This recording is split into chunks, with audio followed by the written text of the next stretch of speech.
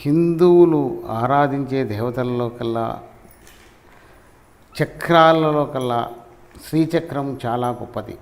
ఈ శ్రీచక్రాన్ని గురించి నాకు తెలిసిన విషయాలు నేను విన్నవించుకొనుచున్నాను. ఈ శ్రీచక్రంలో మహాత్రిపుర సుందరి నిలయమై ఉంటుంది.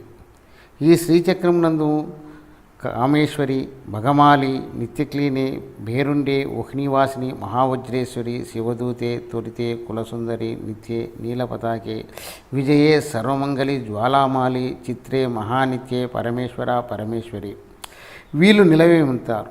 వీళ్ళతో పాటి మిత్రశమయి, షష్ఠీశమయి, ఉడ్డీశమయి, చర్యానాదామయి, లోహముద్రామయి, అగస్త్యామయి, కాలతాపామయి, ధర్మచార్యామయి, ముక్తకేశీశ్వరామయి, దీపకళానాదామయి, విష్ణుదేవామయి, ప్రభాకర దేవామయి, తేజోదేవామయి, మణిజదేవామయి, కళ్యాణదేవామయి, వాసుదేవామయి, రత్నదేవామయి, శ్రీరామానందమయి అనే దేవతలు కూడా నిమిడి ఉంటారు. అయితే వీటిని అందరినీ స్మరిస్తే మనకేమి వస్తుందంటే అనిమసిద్ధి, లఘుమసిద్ధి, గరిమసిద్ధి, మహిమసిద్ధి, ఇసిత్వసిద్ధి, వసిత్వసిద్ధి, ప్రాకామసిద్ధి, ముక్తిసిద్ధి, ఇచ్ఛాసిద్ధి, సర్వకామసిద్ధి అని వరాలు మనకు సంగుతారు.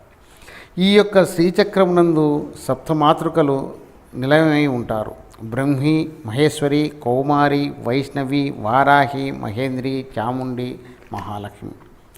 ఈ శ్రీచక్రం వల్ల మనకు సర్వ సంక్షోభము నివారణమవుతుంది, సర్వ విద్రావణ నివారణమవుతుంది, సర్వ ఆకర్షణ వశమవుతుంది, సర్వ వశంకరి మనకు వశమవుతుంది, సర్వ ఉన్మాదము పోతుంది, సర్వ మహంకుశ చేకూరుతుంది, సర్వ బేచారే, సర్వ బీజే, సర్వ యోనే, సర్వ త్రికండే, త్రైలోక్య మోహన అనే ఈ యొక్క మంత్రం చేత ఈ శ్రీచక్రాన్ని జపం చేస్తే మనకి ఏమి వస్తుందంటే కామాకర్షణ, బుద్ధి ఆకర్షణ, అహంకాకర్షణ, శబ్దాకర్షణ, స్పర్శాకర్షణ, రూపాకర్షణ, రసాకర్షణ, గంధాకర్షణ, చిత్తాకర్షణ, ధైర్యాకర్షణ, స్మృత్యాకర్షణ, నామాకర్షణ, బీజాకర్షణ, ఆత్మాకర్షణ, అమృతాకర్షణ, శరీరాకర్షణ, సర్వాకర్షణ అనే వరములు శ్రీచక్ర నుండి మనకు వెలువడతాయి.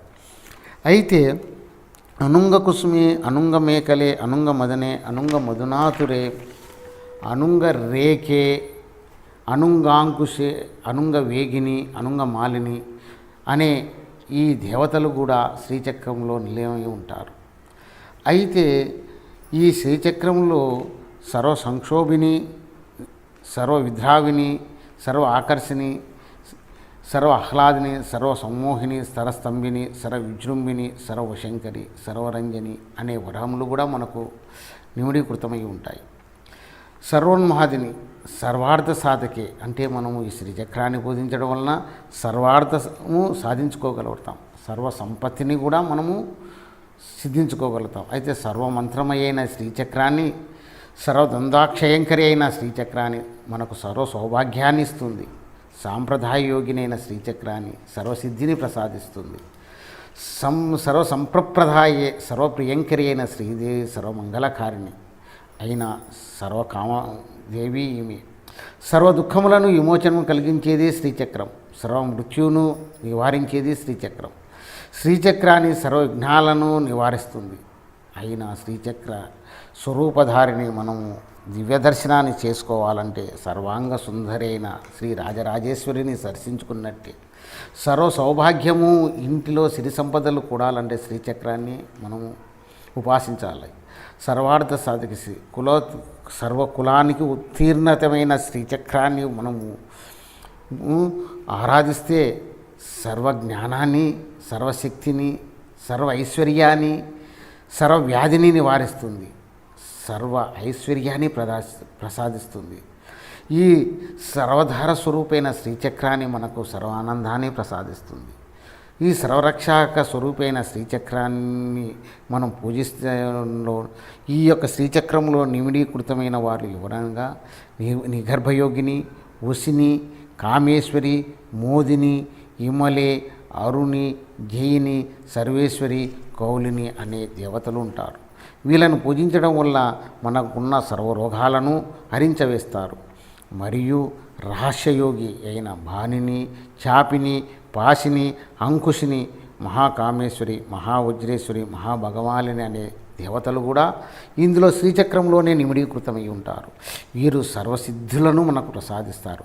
అతి రహస్యయోగిని అయిన శ్రీ శ్రీ మహాభట్టారకన శ్రీ సర్వానందమయ శ్రీచక్ర పరాపర రహస్యయోగినైన శ్రీ మహాత్రిపుర సుందరి ఈ శ్రీచక్రంలో నిమిడీకృతమై ఉంటుంది. ఆమెకే శ్రీచక్ర త్రిపుర వాసిని అనియు, త్రిపుర శ్రీ అనియోనియు, త్రిపుర మాలి అనియోను, త్రిపుర సిద్ధి అనియు, త్రిపురాంబ అనియు, మహాత్రిపుర సుందరి అనియు, మహామహేశ్వరి అనియు అందరు.